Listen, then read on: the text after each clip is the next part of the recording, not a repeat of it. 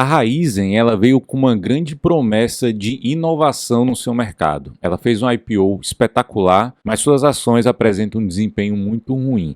Será que vale a pena investir em Raízen agora? Será que é o melhor momento de investir nessa empresa? Será que ela está cara? Será que ela está barata?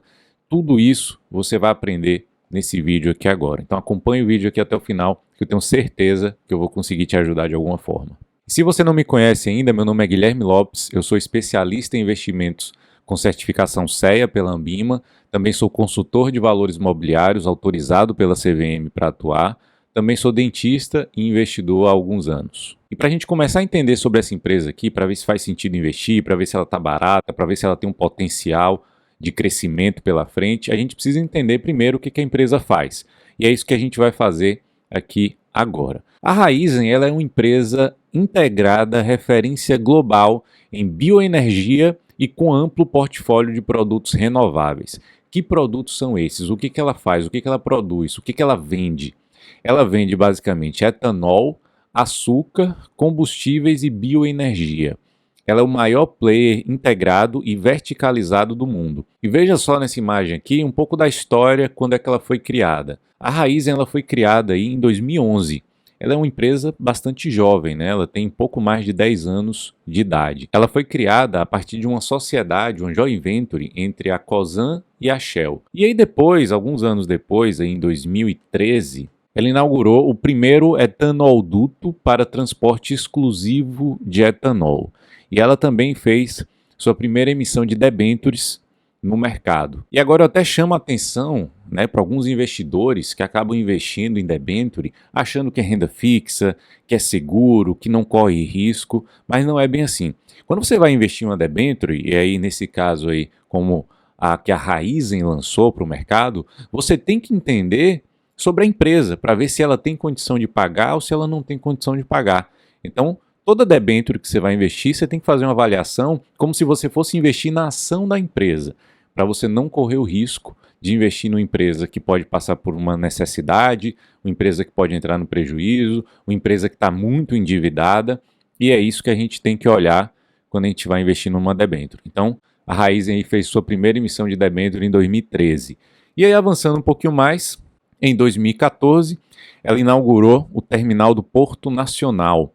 E também, nesse mesmo ano, ela fez emissão histórica de CRA, Certificado de Recebíveis do Agronegócio, e também os investidores eles também têm que saber avaliar um CRA, um CRI, para não correr o risco de perder o seu dinheiro, principalmente numa renda fixa que a maioria acha que não tem risco. Mas se vocês não sabem, CRAs e CRIs não têm proteção do FGC, o Fundo Garantidor de Crédito. Então você tem que fazer uma avaliação muito bem feita para você não correr o risco por um retorno relativamente baixo. Você correr um risco de bolsa, de ações, com retorno de renda fixa. Então faça uma avaliação bem feita. E aí passando mais um tempo, a gente chega em 2021, que foi o ano em que a Raízen ela fez o seu IPO, ela abriu o capital na Bolsa de Valores. Então como você pode ver, a Raízen é uma empresa muito recente, tanto na sua criação quanto na sua entrada na Bolsa. E isso já é um ponto, na minha opinião, um ponto de atenção, né? Já que a gente não tem tanto histórico assim de resultados, para a gente fazer uma avaliação um pouco mais detalhada. Mas vamos continuar aqui na nossa avaliação sobre essa empresa. E aí a gente vai ver o modelo de negócio dela.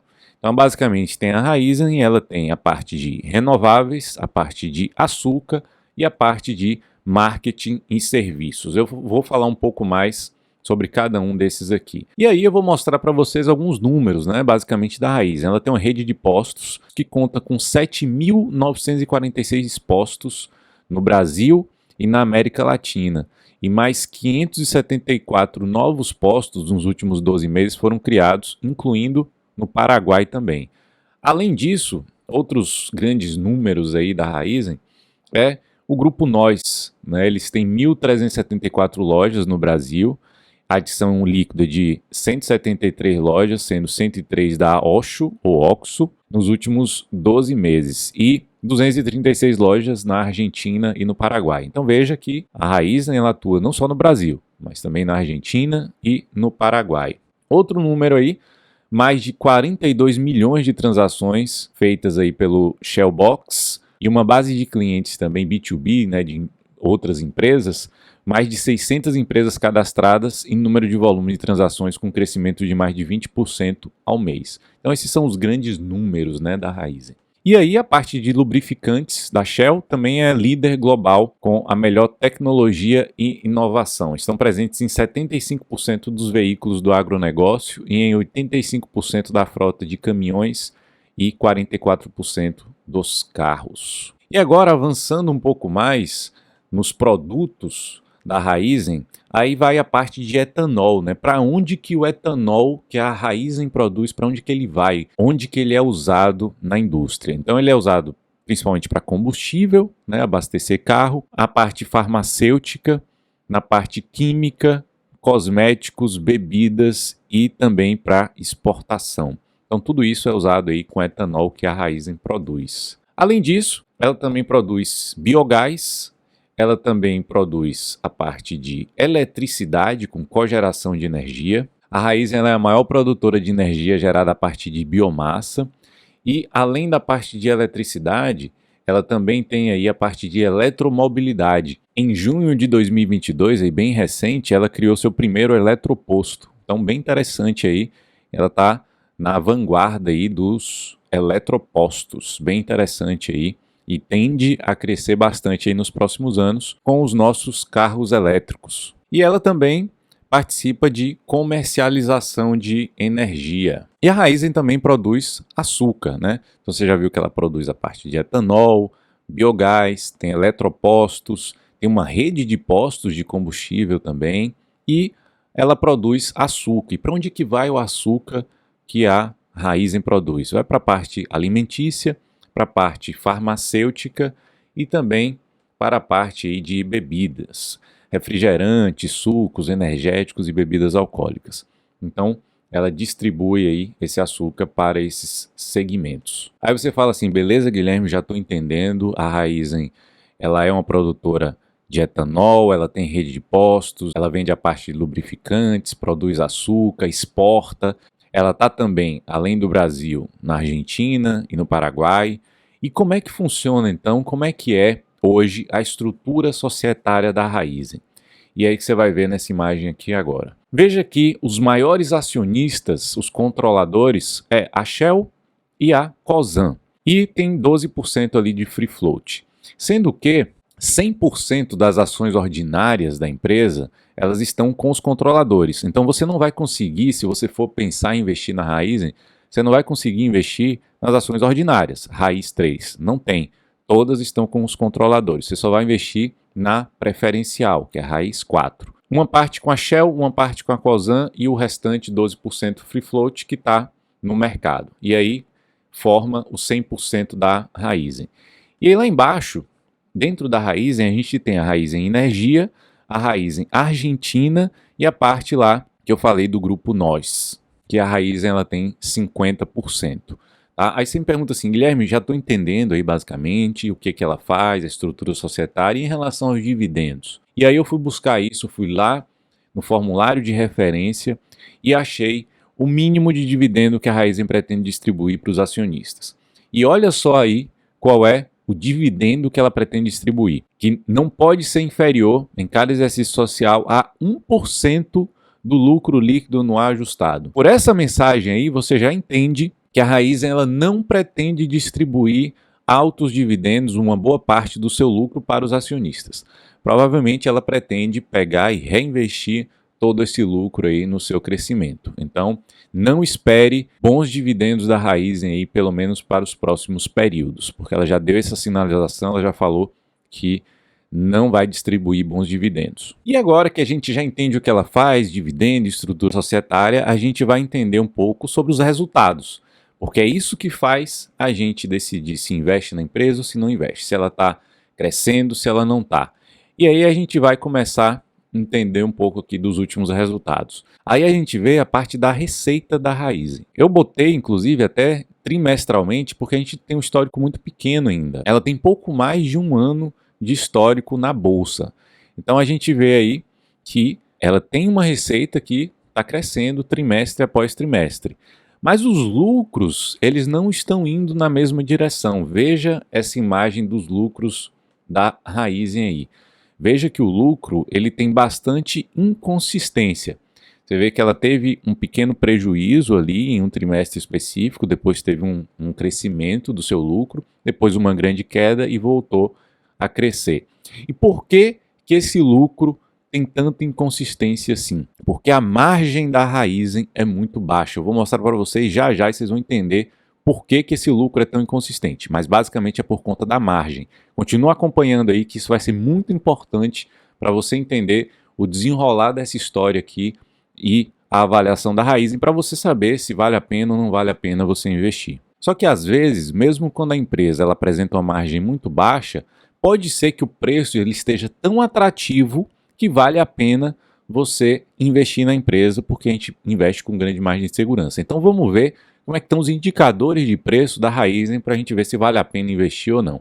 Então vamos começar avaliando o dividend yield, que é o dividendo que ela paga.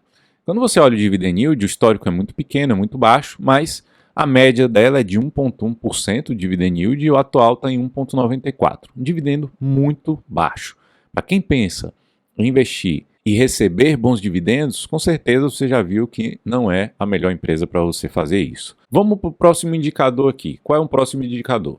É o preço sobre lucro, o PL. Veja aqui a média dela, que provavelmente essa média está lá em cima porque o IPO veio com preço lá em cima, a média está de 18,08, sendo que o atual está em 14,96.